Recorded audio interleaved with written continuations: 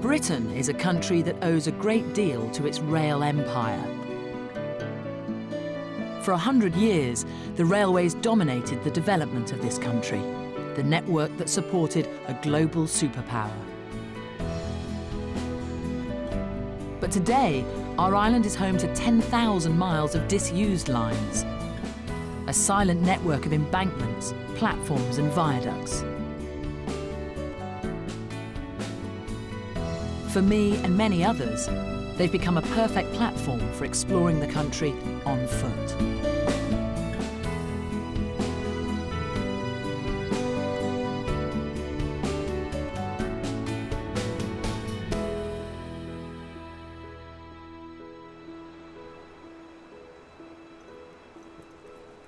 Today I'm in the bosom of Scotland in an area that's known as the gateway to the Highlands, and you can see why.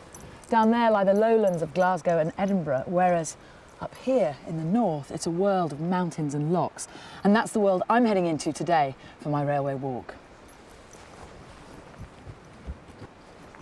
That is Callander, a town that grew so rapidly during the Victorian age that they built this mighty cairn to celebrate the Diamond Jubilee of the Queen Empress.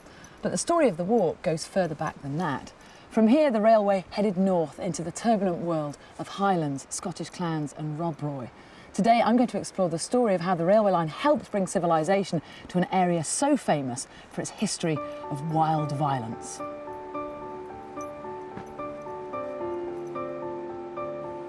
On a day like today, how could anyone not be passionate about the Scottish Highlands? But until 1800, few people chose to venture to these remote parts without good reason. Today, I'm going to be walking through an area that turned itself from feared to fashionable in the space of 60 years.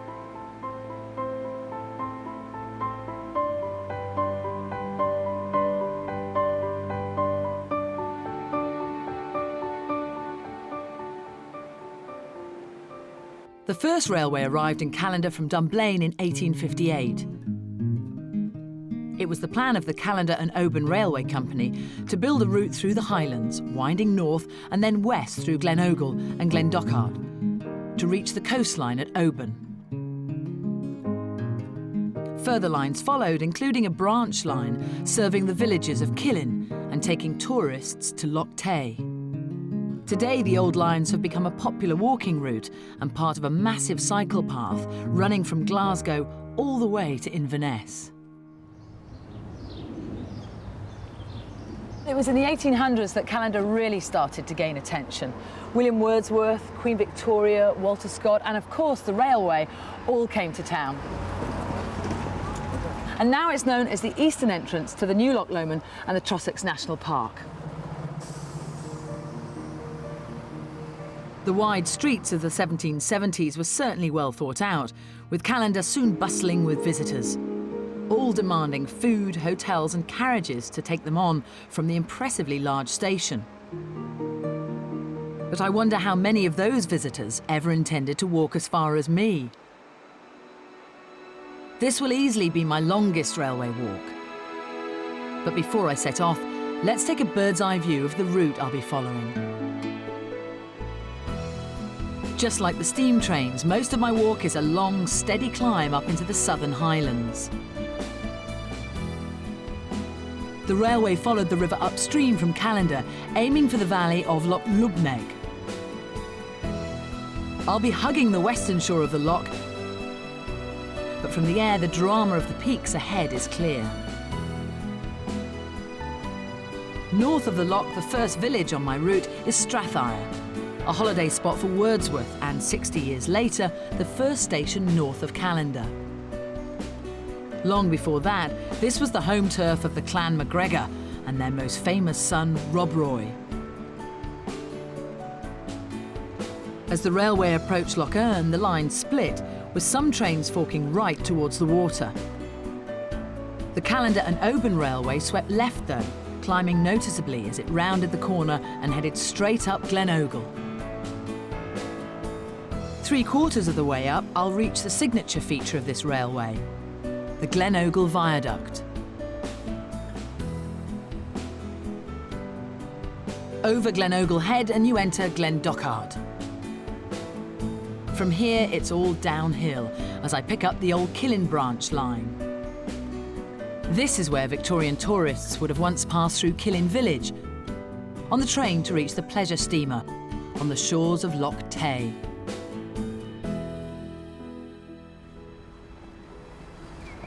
This is the site of the old station, and as you can see, it's now a lovely car park. Back in Callander, I'm meeting a gentleman at the hotel next door to the old station. He's a true local lad. That's if you overlook his Italian origins. But today, he and his many cousins in the area have become a modern-day Scottish clan. Brian Luty, a good Scottish name there. There are quite a few actually Italian Scots, aren't there, or Scot-Italians, whichever way you put it. Yeah, a lot of people came over in the early 1900s, you know. Italy was very poor. Would you describe yourself as a modern-day clan? Absolutely, every way. Very Scottish. In fact, we are known in the community as the Callander Mafia, in a nice way. What was this town like as a railway town? Oh, it was totally different. I've always been mad on locomotives and trains and steam, and we used to sit on the fence and watch the trains go by. As a child, when we had the restaurant, I used to come to the station every morning with a wheelbarrow to pick up the fish that came from Aberdeen on the night train, which was also the mail train, and we would pick up the fish and take it back to the restaurant. So it brought all the fresh food and vegetables and things, and that's all gone now. It comes by lorry and van. It's all cars and lorries and nothing absolutely. else. There's a lot of traffic, there are a lot of buses, there are a lot of cars. Was it ever busier than this? In people terms, yes. I mean, in the last year, the biggest event we had with the train, and I had a restaurant at the time, was that Coates of Paisley, the cotton people, they brought all their employees, 6,000 of them, to Callander in one day on a chartered train. And it was, if you look up here, it was just like a swarm of people coming down, you know. And they just came up the main street, just covered the street. It must have been flooded, the place. It was, absolutely. But that was the great old days. They didn't come by car, they came by train. Why this is a meeting spot for you and I? Well, it was built by the McNabs, the Clan McNab. And who were the Clan McNab? And they were the kind of local mob. Yeah. And I think they were the mafia. They were the mafia of the day. Yeah, absolutely. But yeah, there was loads of clans. There was McNabs, the McNaishes, there was the McGregors of Rob Roy Ilk, the famous Rob Roy. Yeah. This hotel was called the Dreadnought because Dreadnought was their clan battle cry, Dreadnought. Dreadnought, Dreadnought! Absolutely. Rough bunch. But there's still something to remind us of it round the front of the hotel. Let's have a look. Let's have a look.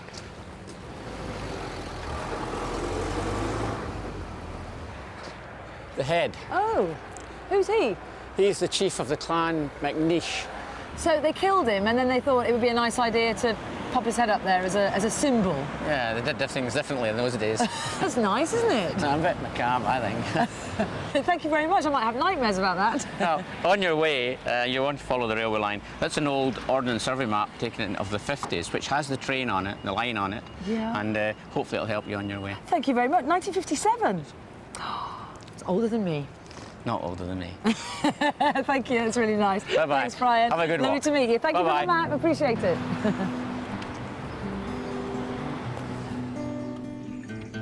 And so my very long trek into the Highlands gets underway. A railway signal rather reassuringly marks the point where I join the old track bed. But apart from that, the walk takes you straight into the Scottish countryside. A few miles to the west of here is Loch Katrine, which was one of Walter Scott's favourite areas. In fact, there's still a steamer on the loch called the Lady of the Lake, named after his most famous poem. He was one of the first poets and writers to really romanticise about this area. But even he said that this is where beauty lies in the lap of terror, making reference to its turbulent past. We are in the Highlands, after all.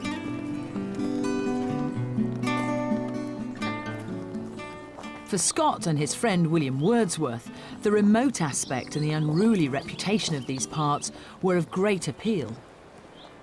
Their literary work, inspired by and even set in the Trossachs, was like a 19th century PR campaign, drawing a new and rather upmarket crowd to Scotland's mountains.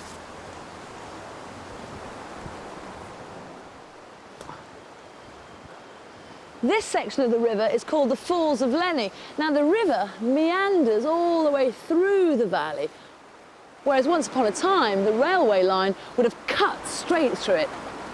And actually, this is the remaining support of a bridge that would have taken the trains straight across from here.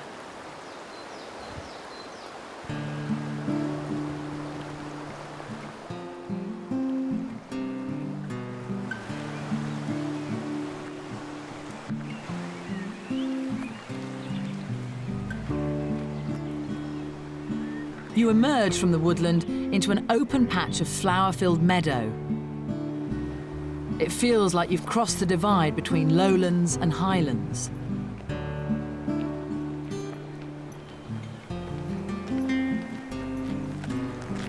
This is the southern tip of my first loch, Loch Lubnaig.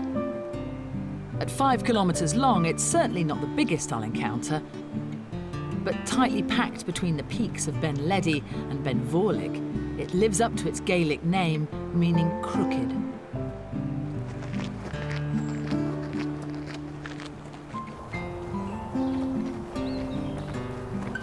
And towards the northern end of the loch, the path forces you off the railway line for a short distance. No idle diversion either. There's very good reason.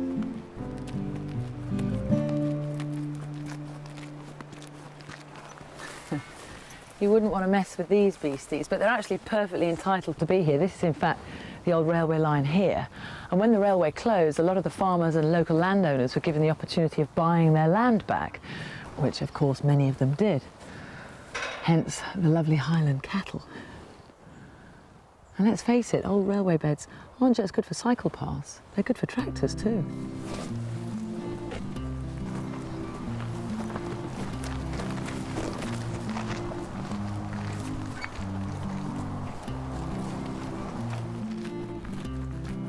The valley bottom around the head of Loch Lubnaig provides a small area of good farmland. But otherwise, it's a classic V-shaped glacial valley that brought railway passengers straight into the first Highland village.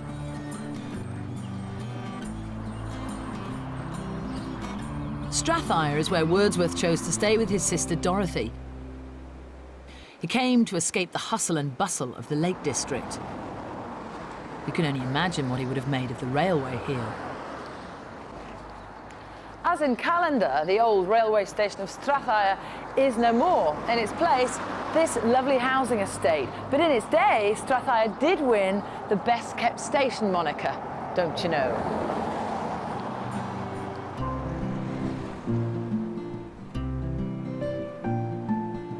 Beautiful, maybe. Well kept, too.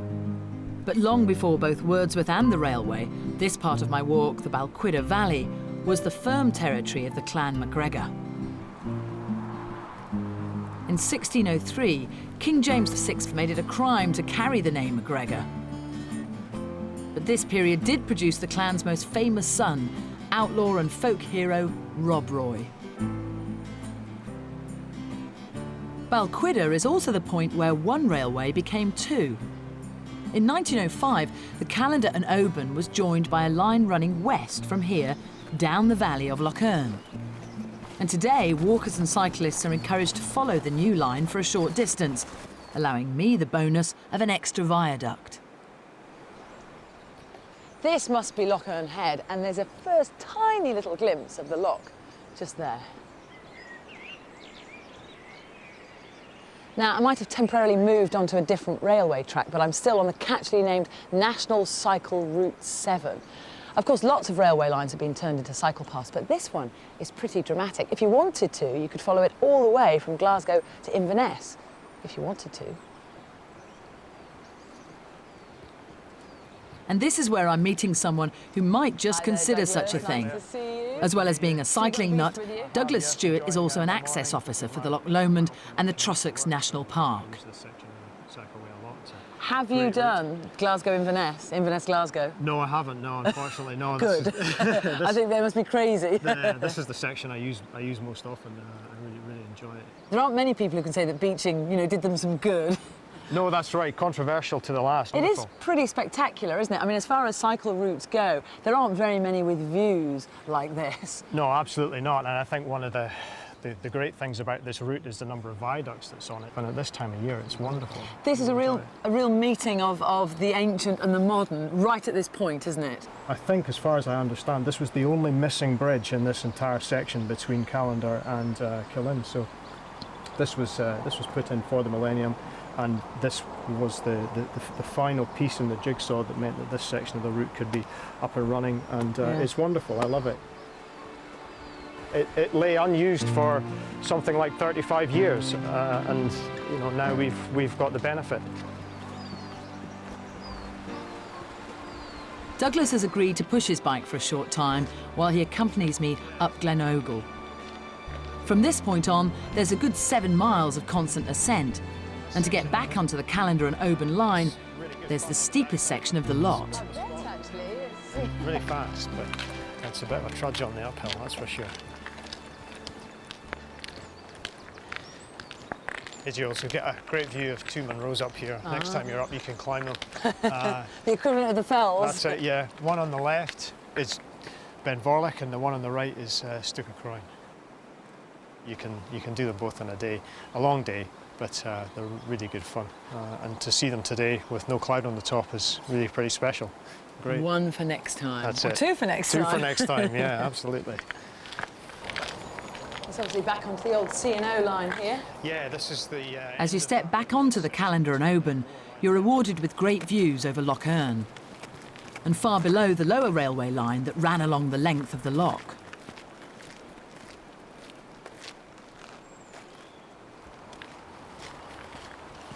Well, there seems to have been a bit of a mishap here.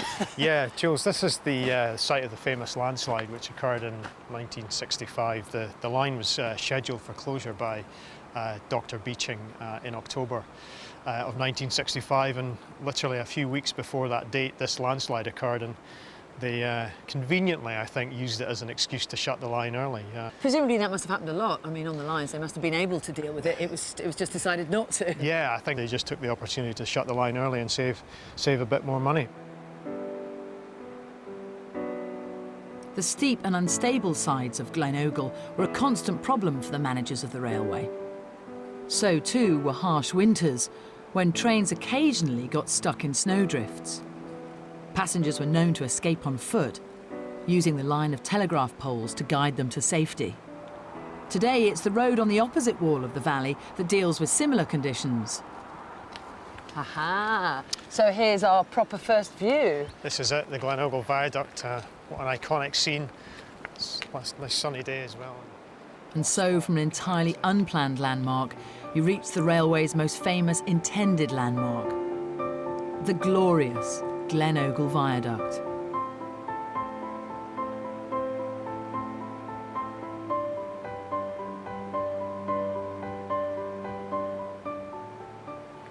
This is obviously a very different structure from the other viaduct.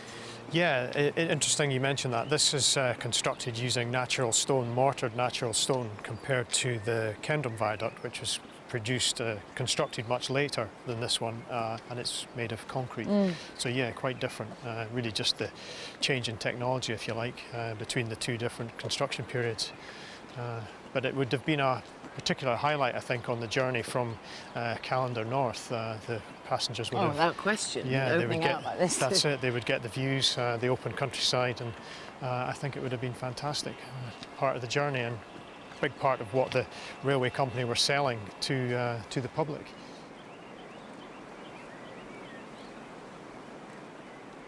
As you reach the top of the valley, the gradual gradient becomes clear. Both the road and the railway head for the same point. A 1 in 50 gradient may not sound much, but many trains required 2 locomotives to see them over the top of the pass. There's a little stile to cross here, and then we can get a really nice view down the glen and see the ground we've covered. Pretty good looking. Yeah, it's fantastic, isn't it? That's us just about the top of the glen. We're 700 feet above Callander, where you started. And you hardly notice it, and that shows you just how effective the rail system was in dealing with the gradients. We get a really nice view from here of Ben Vorlich, which we couldn't quite see earlier on, but you can see the summit of Ben Vorlich there. Well, Doug, thank you so much for showing me everything, pointing everything out along the way. I might nick your bike. In 1870, the Callander and Oban Railway ended right here at Glenogle Head. There simply wasn't the money to complete the line to the coast. But over the next 10 years, the railway was extended in stages, starting with the route west along Glendochart. And in 1886, after much local campaigning, the area acquired a new station. These ruins in the modern area of Forest are all that remain of Killin Junction. It was built exclusively as an exchange point for passengers and goods arriving on a new branch line. Up until now, I've been walking along the old Callander and Oban railway line, but the directors of C&O didn't fancy extending the line to Loch Tay, so that was left to the locals to build and manage their own, which they did, and it was known as the Killin branch.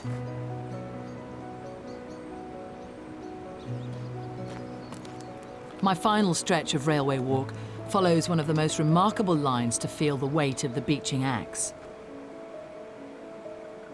For 4 miles, a small engine would have rattled down the slope to Killin. In 1886, it changed lives in this Highland village overnight.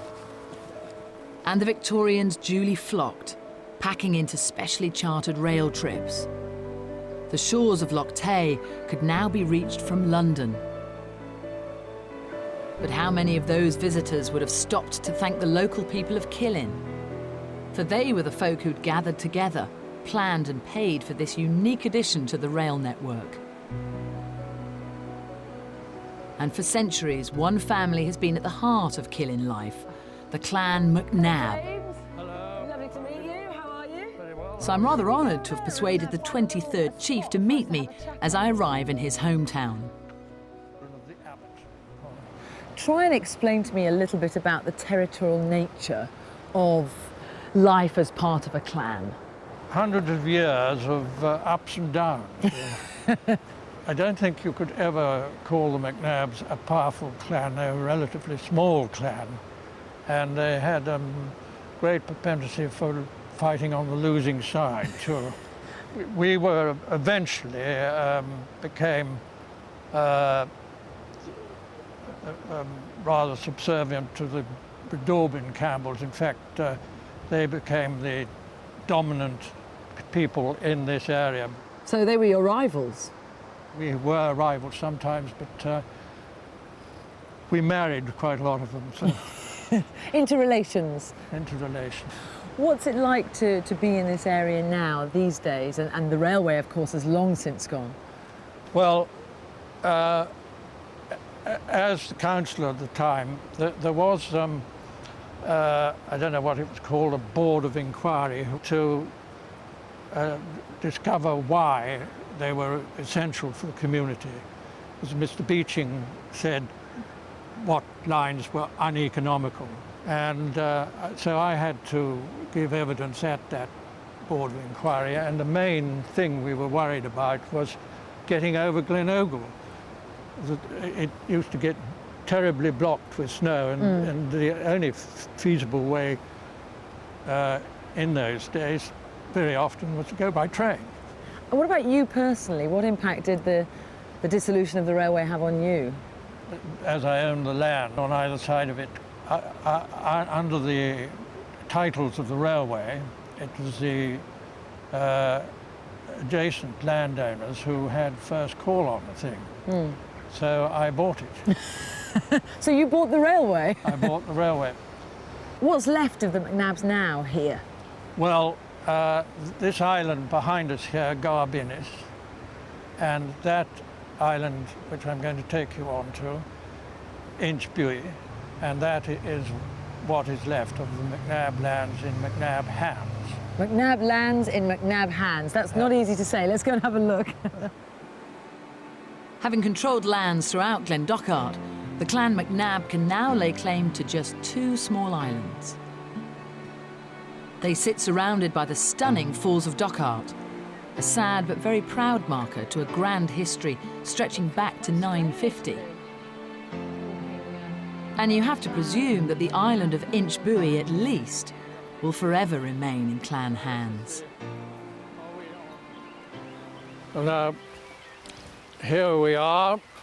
This is the burial enclosure, and you see what is supposed to be a Nishi's head, the gory head of a savage, the crest of...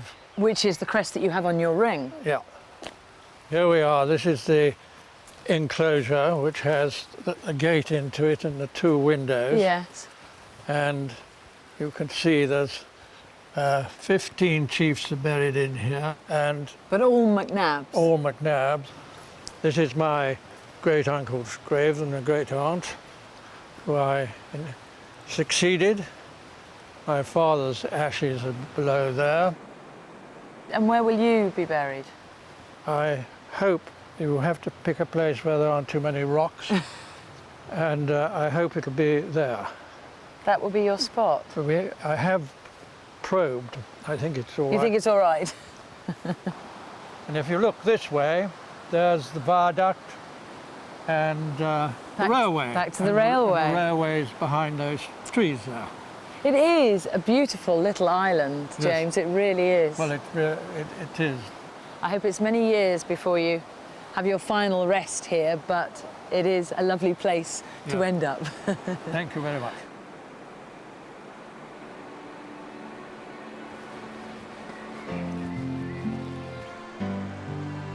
Two adjacent rivers stand between me and my final destination of Loch Tay. The Dochart is crossed by the grand stone viaduct that overlooks the resting place of so many McNabs. Then there's the River Lochie, where I step off the railway for the final time.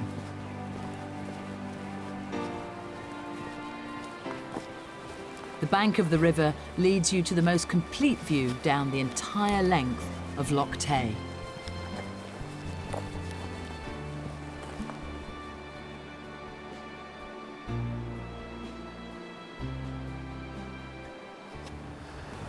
Well, it's taken quite a lot of effort to get here, but there it is, finally, Loch Tay, stretching out in front of me.